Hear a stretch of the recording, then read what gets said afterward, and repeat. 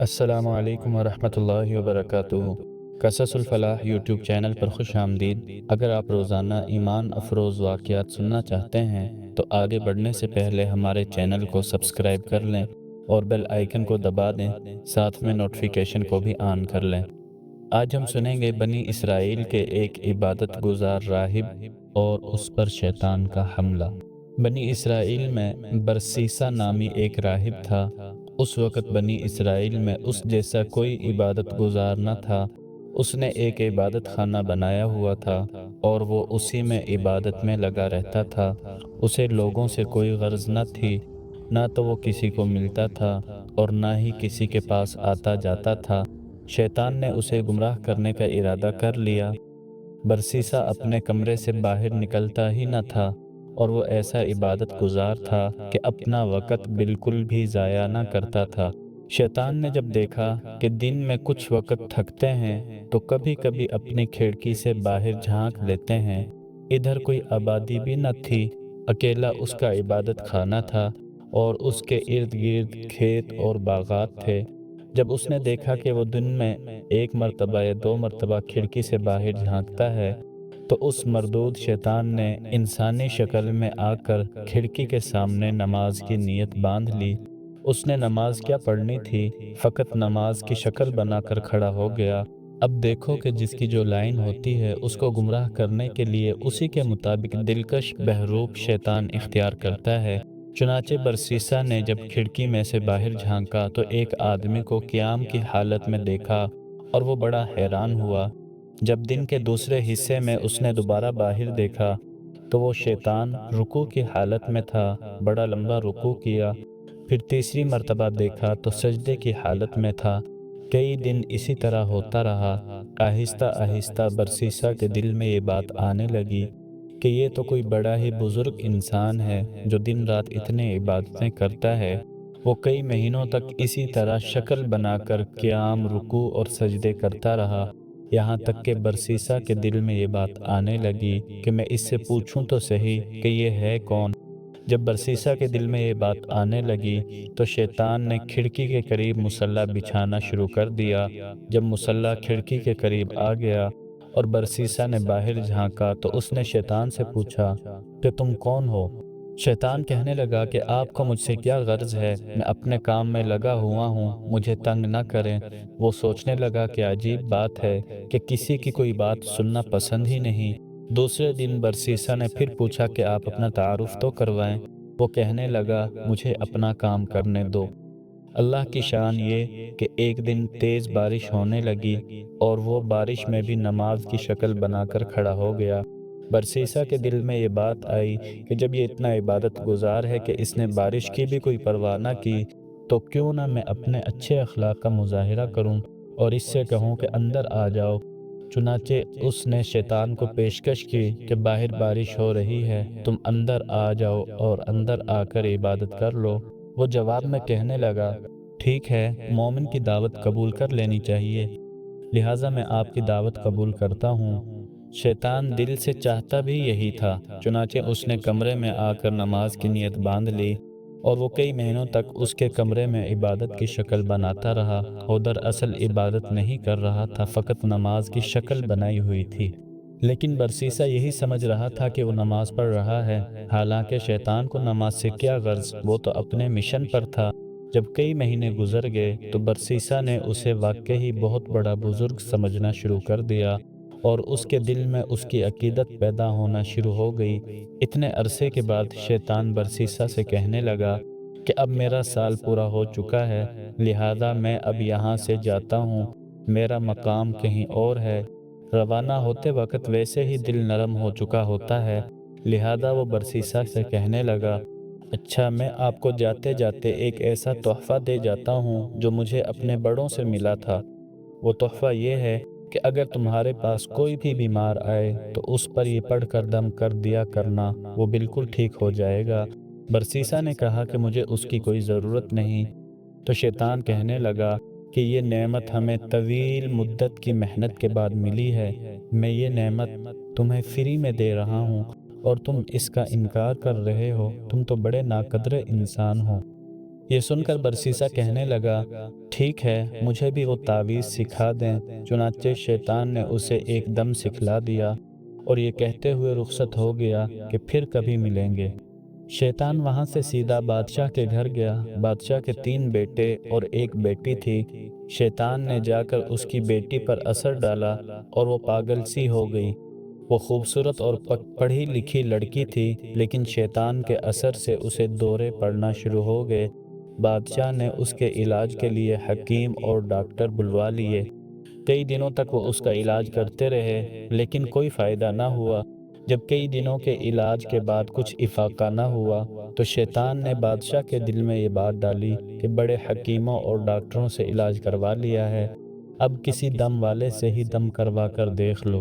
یہ خیال آتے ہی اس نے سوچا کہ ہاں، کسی دم والے کو تلاش کرنا چاہیے۔ چنانچہ اس نے اپنے سرکاری بندے بھیجے تاکہ وہ پتہ کر کے آئیں کہ اس وقت سب سے زیادہ نیک بندہ کون ہے۔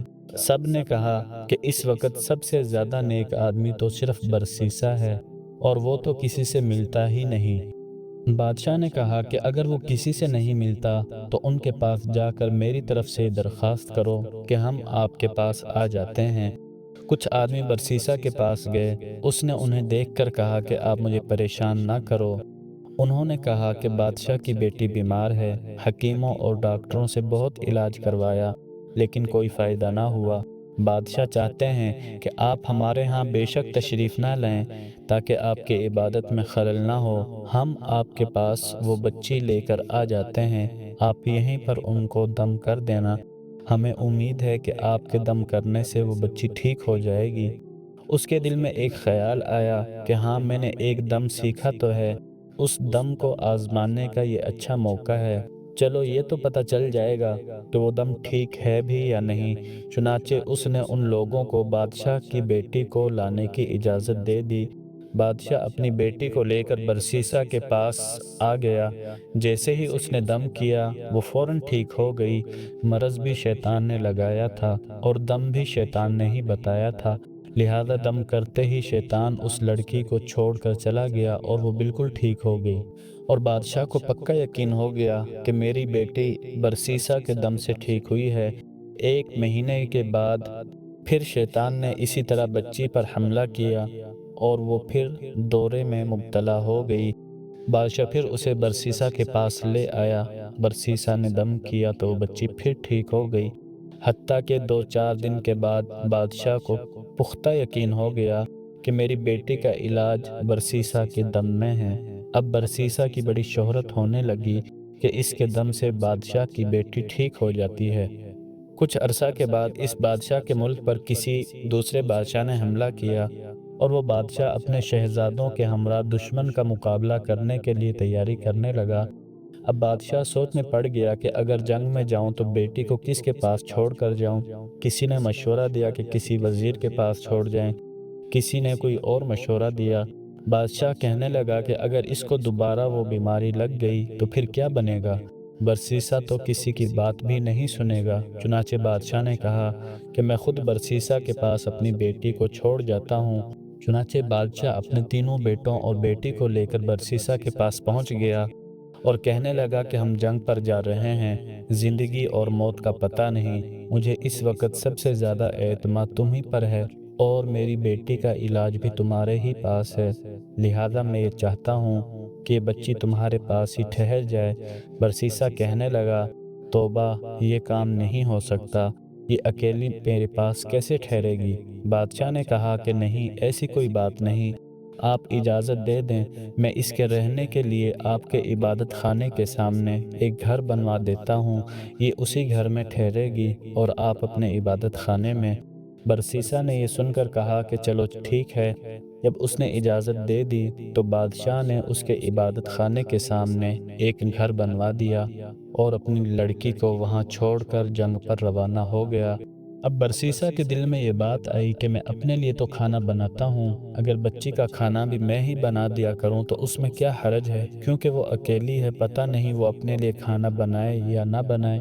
چنانچہ وہ کھانا بناتا اور آدھا خود کھا کر باقی آدھا کھانا اپنے عبادت خانے کے دروازے سے باہر رکھ دیتا اور اپنا دروازہ کھٹکھٹا دیتا۔ یہ اس لڑکی کے لیے اشارہ ہوتا کہ اپنا کھانا اٹھا لو۔ اس طرح وہ لڑکی کھانا اٹھا کر لے جاتی اور کھا لیتی۔ کئی مہینوں تک یہی معمول رہا۔ اس کے بعد شیطان نے برسیسا کے دل میں یہ بات ڈالی، دیکھو وہ لڑکی اکیلی رہتی ہے، تم کھانا پکا کر اپنے دروازے کے باہر رکھ دیتے ہو اور لڑکی کو وہ کھانا اٹھانے کے لیے گلی میں نکلنا پڑتا ہے۔ اگر کبھی کسی مرد نے دیکھ لیا تو اس کی عزت خراب کرے گا، اس لیے بہتر ہے کہ کھانا بنا کر اس کے دروازے کے اندر رکھ دیا کرو تاکہ اس کو باہر نہ نکلنا پڑے۔ چنانچہ برسیسا نے کھانا بنا کر اس کے دروازے کے اندر رکھنا شروع کر دیا۔ وہ کھانا رکھ کر کنڈی کھٹکھٹا دیتا اور وہ کھانا اٹھا لیتی۔ یہ سلسلہ چلتا رہا۔ جب کچھ اور مہینے بھی گزر گئے تو شیطان نے اس کے دل میں یہ بات ڈالی کہ تم خود تو عبادت میں لگے ہوتے ہو، یہ لڑکی اکیلی ہے، ایسا نہ ہو کہ تنہائی کی وجہ سے اور زیادہ بیمار ہو جائے، اس لیے بہتر ہے کہ اس کو کچھ نصیحت کر دیا کرو تاکہ یہ بھی عبادت گزار بن جائے اور اس کا وقت ضائع نہ ہو۔ یہ خیال دل میں آتے ہی اس نے کہا، ہاں یہ تو بہت اچھی بات ہے، لیکن اس کام کی کیا ترتیب ہونی چاہیے؟ شیطان نے اس بات کا جواب بھی برسیسا کے دل میں ڈال دیا کہ اس کو کہہ دو کہ اپنے گھر کی چھت پر آ جایا کرے اور تم بھی اپنے گھر کی چھت پر بیٹھ جایا کرو اور اسے واعظ و نصیحت کیا کرو۔ چنانچہ برسیسا نے اسی ترتیب سے واعظ و نصیحت کرنا شروع کی۔ اس کے وعظ کا اس لڑکی پر بڑا اثر ہوا اور لڑکی نے نمازیں اور وظیفے شروع کر دیے۔ اب شیطان نے اس کے دل میں یہ بات ڈالی کہ دیکھ تیری نصیحت کا اس پر کتنا اثر ہوا، ایسی نصیحت تو ہر روز ہونی چاہیے۔ چنانچہ برسیسا نے روزانہ نصیحت کرنا شروع کر دی۔ اسی طرح کرتے کرتے جب کچھ وقت گزر گیا تو شیطان نے پھر اس کے دل میں یہ بات ڈالی کہ تم اپنے گھر کی چھت پر بیٹھتے ہو اور وہ اپنے گھر کی چھت پر بیٹھتی ہے، راستے میں گزرنے والے کیا سوچیں گے کہ یہ کون باتیں کر رہے ہیں؟ اس طرح تو بہت غلط اثر پیدا ہوگا، اس لیے بہتر ہے کہ چھت پر بیٹھ کر اونچی بات کرنے کی بجائے تم دروازے کے باہر کھڑے ہو کر ہی تقریر کر دیا کرو اور وہ لڑکی دروازے کے اندر کھڑی ہو کر سن لیا کرے، پردہ تو ہوگا ہی۔ چنانچہ اب اسی ترتیب سے واعظ و نصیحت شروع ہو گئی۔ کچھ عرصے تک اسی طرح معمول رہا۔ اس کے بعد شیطان نے پھر برسیسا کے دل میں خیال ڈالا کہ تم باہر کھڑے رہ کر تقریر کرتے ہو، دیکھنے والے کیا کہیں گے کہ پاگلوں کی طرح ایسے ہی باتیں کر رہا ہے، اس لیے اگر تقریر کرنی ہی ہے تو چلو دروازے کے اندر کھڑے ہو کر لیا کرو، وہ لڑکی دور کھڑی ہو کر سن لیا کرے گی۔ چنانچہ اب اس نے دروازے کے اندر کھڑے ہو کر تقریر کرنا شروع کر دی۔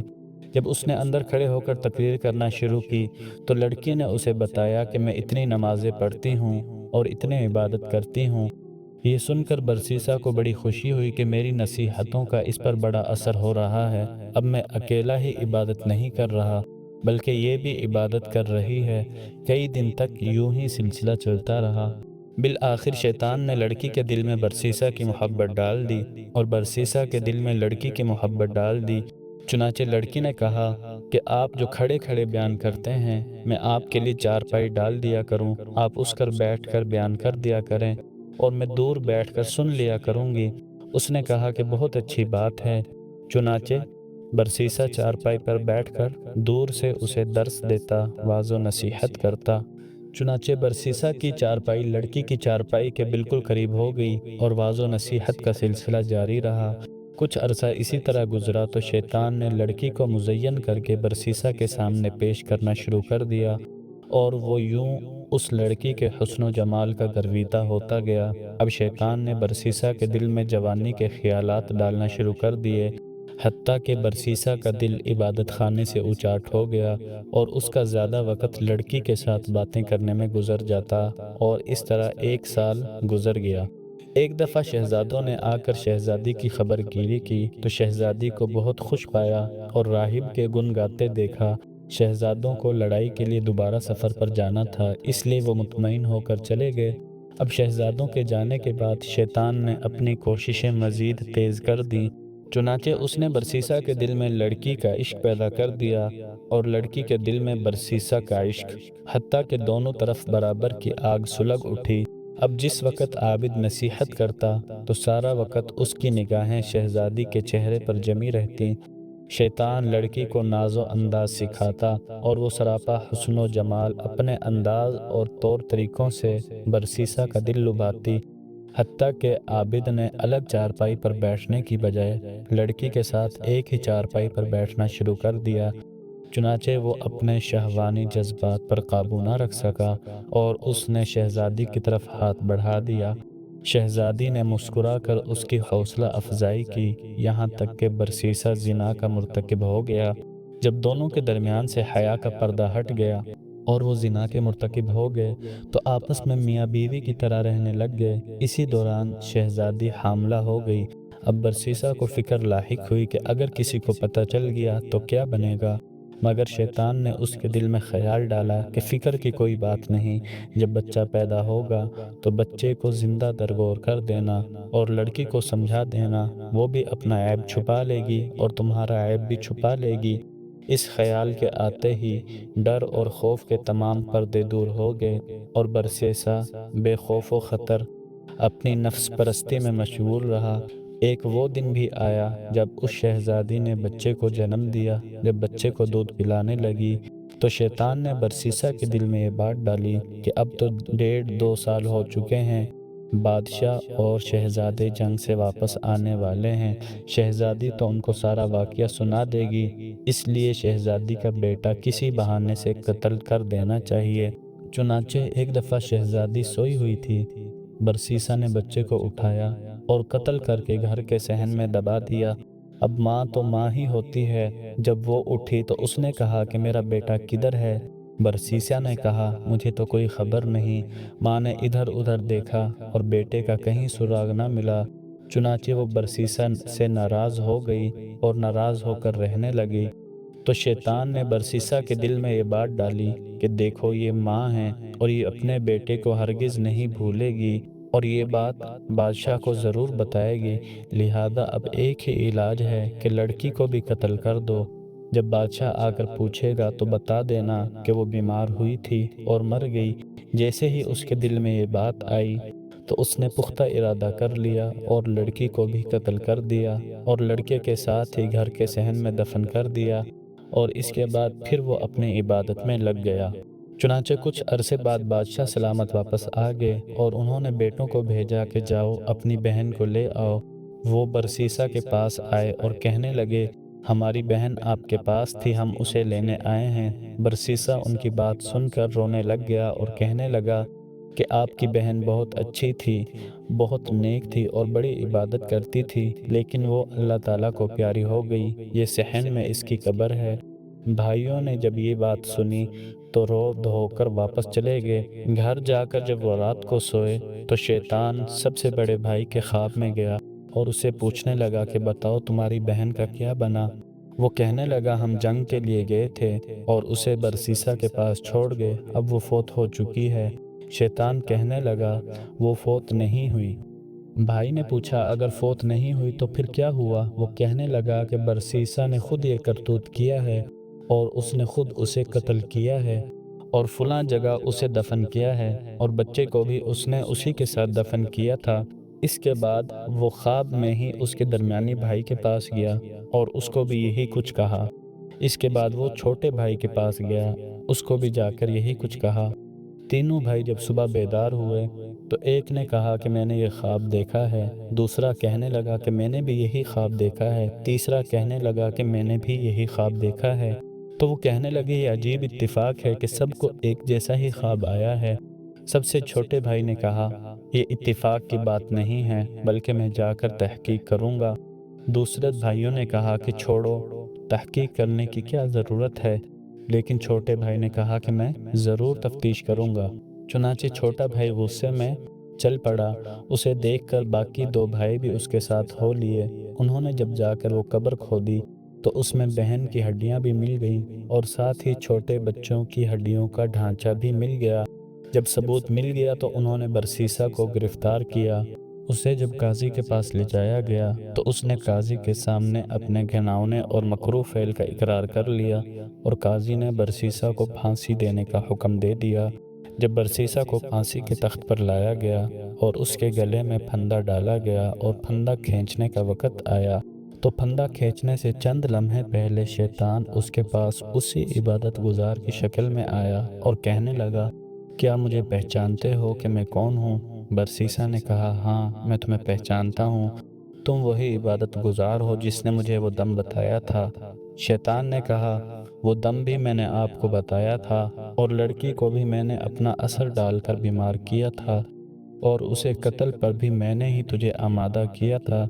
اب اگر تم بچنا چاہتے ہو تو میں ہی تمہیں بچا سکتا ہوں۔ برسیسا نے کہا کہ اب تم مجھے کیسے بچا سکتے ہو؟ وہ کہنے لگا کہ تم میری ایک بات مان لو، میں تمہارا یہ کام کر دوں گا۔ اس نے پوچھا کہ میں آپ کی کون سی بات مانوں؟ شیطان نے کہا کہ بس یہ کہہ دو کہ خدا موجود نہیں ہے۔ برسیسا کے حواس باختہ ہو چکے تھے۔ اس نے سوچا کہ چلو میں ایک دفعہ یہ کہہ دیتا ہوں، پھر پھانسی سے بچنے کے بعد دوبارہ اقرار کر لوں گا، اللہ تعالیٰ سے معافی مانگ لوں گا۔ چنانچہ اس نے یہ جملہ بول دیا کہ خدا موجود نہیں۔ جیسے ہی اس نے یہ جملہ بولا تو پھانسی کا پھندا کھینچنے والے شخص نے رسہ کھینچ ڈالا اور یوں اس عبادت گزار کی کفر پر موت آ گئی۔ اللہ تعالیٰ شیطان کے مکر اور فریب سے ہم سب کی حفاظت فرمائے۔ دوستو، یہ تھا آج کا ایمان افروز واقعہ۔ اگر آپ چاہتے ہیں کہ مزید ایسے ہی سبق آموز واقعات آپ تک مسلسل پہنچتے رہیں تو ہمارے چینل قصص الفلاح کو سبسکرائب کریں اور بیل آئیکن کو دبا دیں، ساتھ میں نوٹیفیکیشن کو بھی آن کر لیں۔ تو چلیے ملتے ہیں اگلی ویڈیو میں، تب تک کے لیے اللہ حافظ۔